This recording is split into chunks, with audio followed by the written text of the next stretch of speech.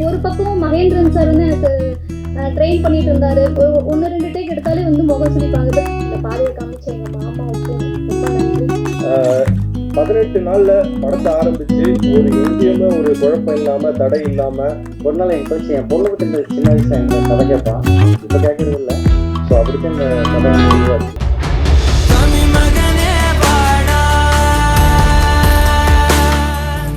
Press meet members and எங்களுக்காக வந்த எல்லாருக்கும் என்னோட வணக்கம்.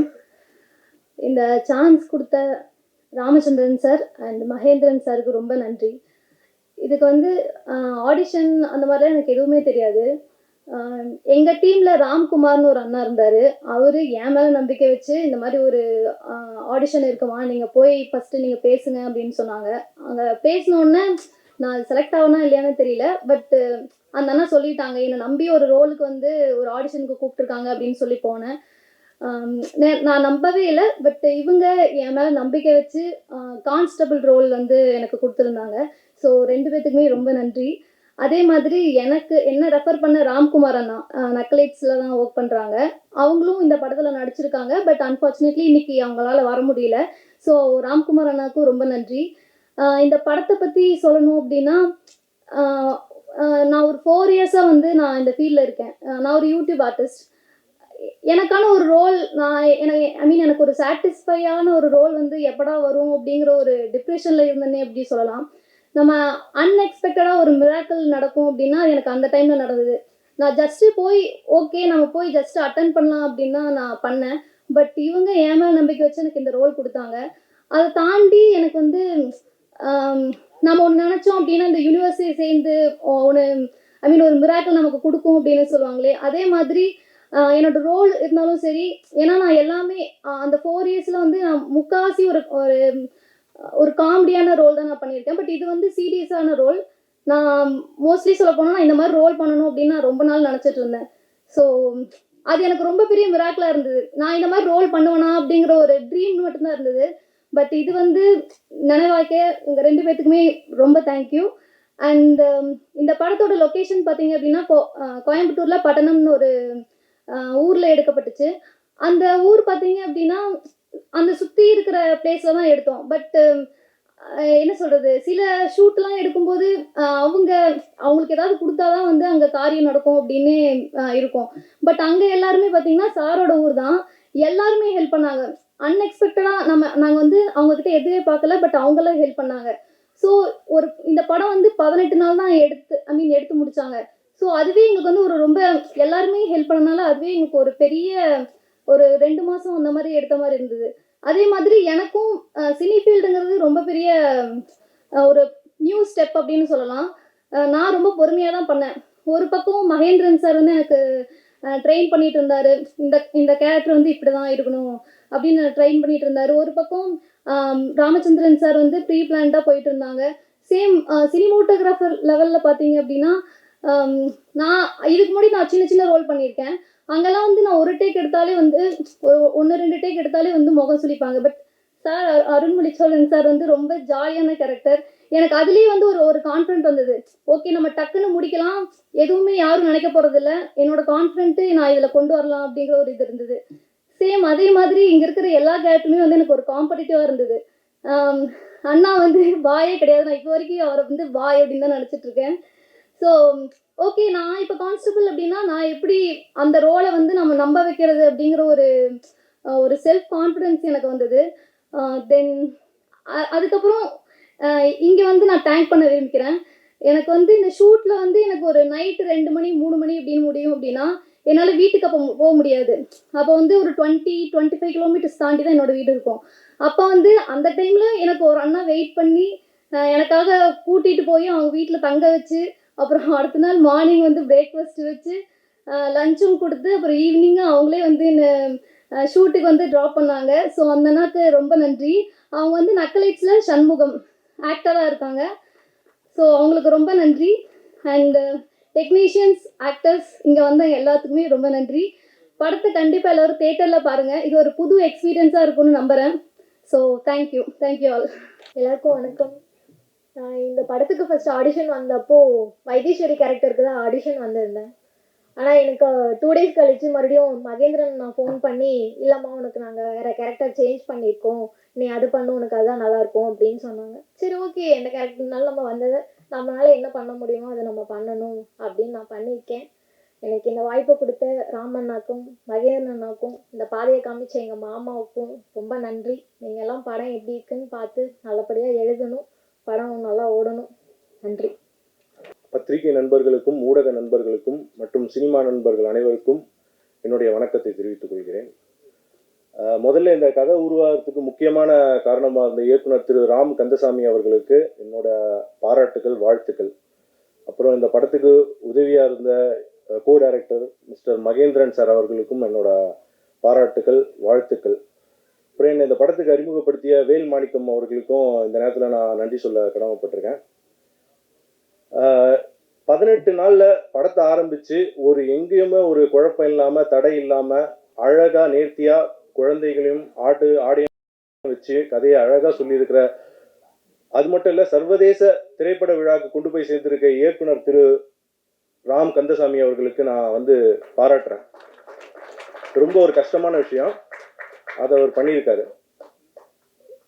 இப்போ இந்த படம் கண்டிப்பா கொண்டாடப்பட வேண்டிய படம். ஏன்னு கேட்டீங்கன்னா, ஒரு அரசியல் சாயமோ ஒரு குறிப்பிட்ட ஜாதியை பத்தி பேசாம, ஒரு குழந்தைகளும் அந்த ஆட்டுக்கும் இடையே இருக்கிற அன்பை வெளிப்படுத்துற ஒரு கருத்துள்ள அற்புதமான படமா இது அமைஞ்சிருக்கு.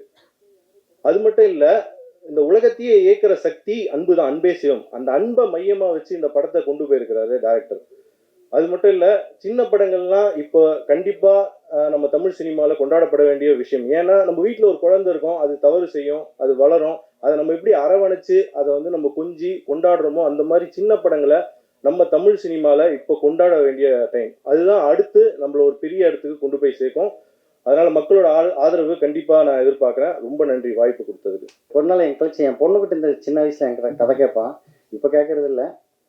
அப்போ சொல்லிட்டு இருக்கும்பொழுது அவன் அந்த ஒரு பாயிண்ட் வந்ததுக்கப்புறம், இந்த ஆடு கிடைக்குமா கிடைக்காதா அப்படிங்கிற மாதிரி ஒன்று கேள்வி கேட்டால், நீ கொஞ்சம் கேள்வி தங்கம், அதுக்கப்புறம் ஆடு கிடைச்சிருமா அது தெரிஞ்சிருமில்ல அப்படின்னா, ஆடு கிடைச்சதுன்னா அடுத்த கதை சொல்லி, இல்லைன்னா கதை சொல்ல வேண்டாம் அப்படின்னு. அப்போ தான் எனக்கு தோணுச்சு, நம்ம இது ஒரு கமர்ஷியலாக ட்ரீட் பண்ணாமல் ஒரு குழந்தைகளோட பாயிண்ட் ஆஃப் வியூவில் தான் இந்த படத்தை நம்ம எடுத்துகிட்டு போகணும் அப்படின்னு சொல்லி. ஸோ அப்படித்தான் இந்த கதை உருவாச்சு. அப்புறம் இதில் இன்னொரு இன்ட்ரெஸ்டிங்னா, அந்த பிரணவி சிவசங்கரன், அந்த குட்டி பொண்ணு, அது நான் ஆக்சுவலாக ஃபஸ்ட் நாங்கள் வேற ஒரு பொண்ணை தான் செலக்ட் பண்ணி வச்சுருந்தோம். ஷூட்டிங் ஒரு வாரம் முன்னாடி அந்த பொண்ணால் திடீர்னு வர முடியல அப்படின்னு சொல்லி இது பண்ணிட்டாங்க. அப்புறம் எனக்கு பயங்கர டென்ஷன். நைட்டு 8 மணிக்கு ஆஃபீஸ்லேருந்து கிளம்பி போகிறேன். வீட்டுக்கு ஃபோன் பண்ணி சொல்லிட்டேன் ஒய்ஃப்கிட்ட, முதல்ல இந்த மாதிரி கேன்சல் ஆகிடுச்சு, என்ன பண்ணுறதுன்னு தெரியல அப்படின்னு. நான் மெட்ராஸ்லேருந்து யாராவது கேஸ்டிங் ஏதாவது கிடைக்குமா அப்படி இப்படின்னு சொல்லி பேசிட்டு இருக்கேன். அப்புறம் அவங்க சர்க்கிளில் தெரிஞ்ச வீட்டில் ஃப்ரெண்ட்ஸ் வீட்டில் யாராவது வீட்டில் இந்த மாதிரி பொண்ணு இருக்காங்க அப்படின்னு சொல்லி எல்லா பக்கம் கேட்டுக்கிட்டே இருக்கோம். எல்லாரும் சில பேர் ஓகேங்கிறாங்க, சில பேர் வேண்டாங்கிறாங்க அப்படின்னு. அப்புறம் கடைசியில் எனக்கு தம்பி தான் அவங்க அப்பா. அப்புறம் இந்த மாதிரி கேட்டதையும், நீங்கள் தாங்க, எனக்கு ஒன்றும் பிரச்சனை இல்லை, எப்போ வேணாலும் வாங்க. அப்போ நைட்டு மணி 11:30. அப்புறம் சரி இப்போவே போய் பார்த்துருவோம் அப்படின்னு சொல்லிட்டு நைட்டு போய் 12 மணிக்கு ஆடிஷன் பண்ண தூக்கத்துலையே மாதிரி பெரியப்பான்னு சொல்லிட்டு மறுபடியும் தூங்கிட்டான். அவளுக்கே தெரியாது அவள் செலக்ட் பண்ணியிருக்கோம் அப்படின்னு சொல்லி. அப்புறம் அடுத்த நாள் அது செலக்ட். அதே மாதிரி கார்த்திக் ஃபஸ்ட்டு அவன் தம்பித்தான் கூப்பிட்டு வந்தாங்க அப்பா அம்மா. அவனும் எனக்கு சொந்தக்காரன் தான்.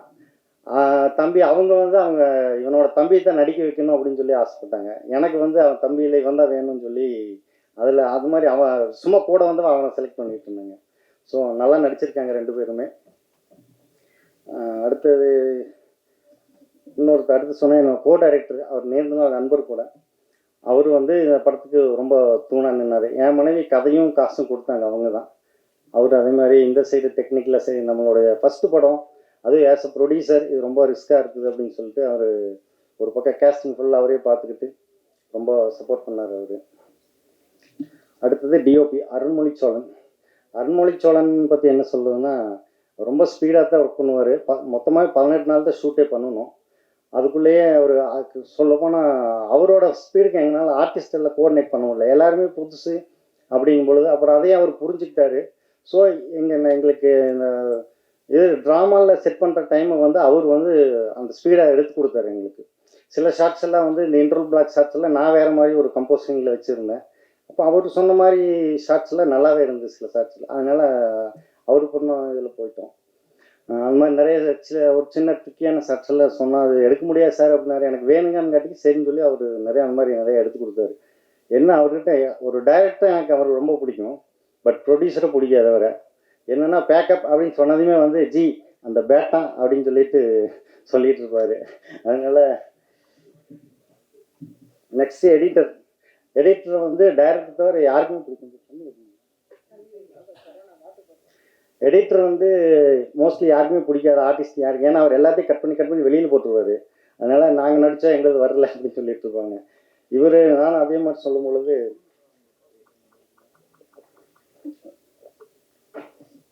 சில ஷார்ட்ஸ் எல்லாம் அவர் நம்ம அவ்வளோ கஷ்டப்பட்டு எடுத்திருப்போம், இவர் வந்து சார் அதில் ஒன்றுமே இல்லை சார் அப்படிம்பாரு. அப்புறம் ஒரு கட்டத்தில் அவர் புரிஞ்சுக்கிட்டாரு, எனக்கு இந்த ஷார்ட்ஸ் எல்லாம் வேணும், இந்த சீனில் இதுதான் கண்டென்ட்டு, இதை நீங்கள் எப்படியே கட் பண்ணி கொடுங்க அப்படின்னு சொல்லி சரிங்க சார் அப்படின்னு சொல்லிட்டு அவர் அந்த வேலையை கொஞ்சம் சிறப்பாக பண்ணி கொடுத்தாரு. அதுக்கப்புறம் கமல்குமார், அவர் இந்த படத்தில் ஹீரோவே இல்லைனாலும் இம்பார்ட்டன்ட் ரோல் அதுதான். அப்போ வந்து நான் சொன்னேன் இந்த மாதிரி இந்த குழந்தைங்க தான் மெயினாக இது அப்படின்னு சொல்லும்போது, இல்லை ஜி அது எனக்கு அதை பற்றியெல்லாம் கவலை இல்லை, நீங்கள் சொல்கிறீங்க இம்பார்ட்டன்ட் ரோல் அப்படிங்கும்பொழுது நான் ஏன் அதை வந்து விடணும், குழந்தை படம் வந்தாலும் எனக்கு ஒன்றும் பிரச்சனை இல்லைன்னு அது மாதிரி அந்த ப்ரெஸ்டீஜெல்லாம் இல்லாமல் ரொம்ப சப்போர்ட் பண்ணி நடிச்சு கொடுத்தாரு.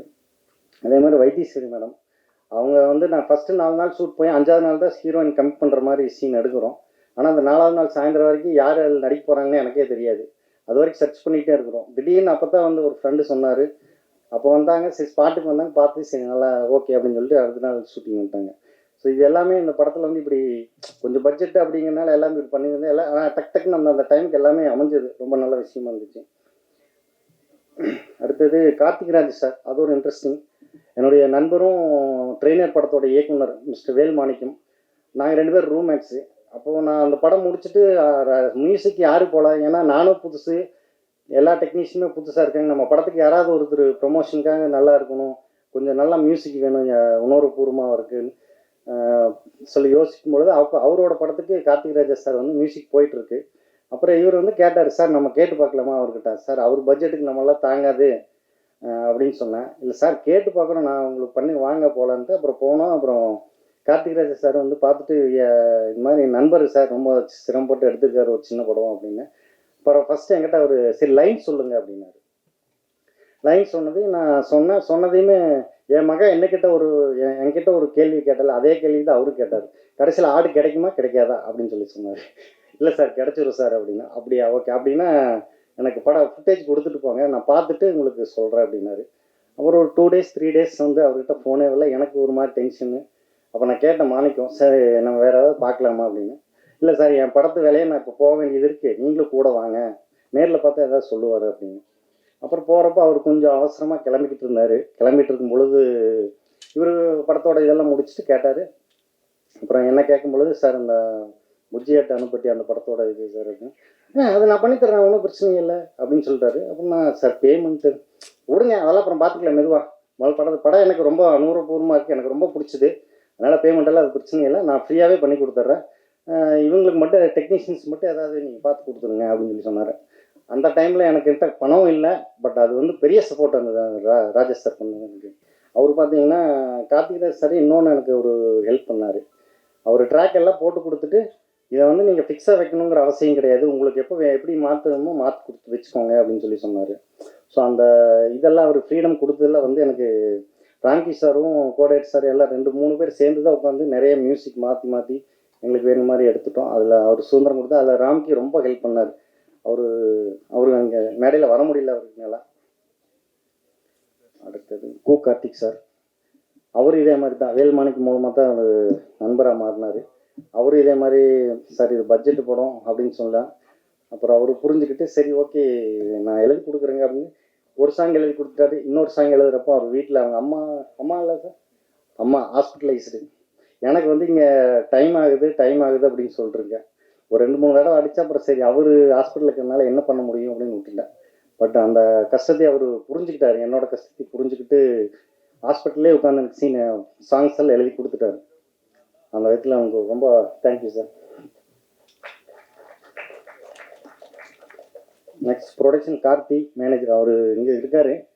அவர் அதே மாதிரி தான், அவர் ஸ்பாட்டுக்கெலாம் வரவே இல்லை, ஆனால் சென்னையிலேருந்து எல்லாத்தையும் அரேஞ்ச் பண்ணி கொடுத்துட்டாரு. அந்த விதத்தில் ரொம்ப தேங்க்யூ சார்.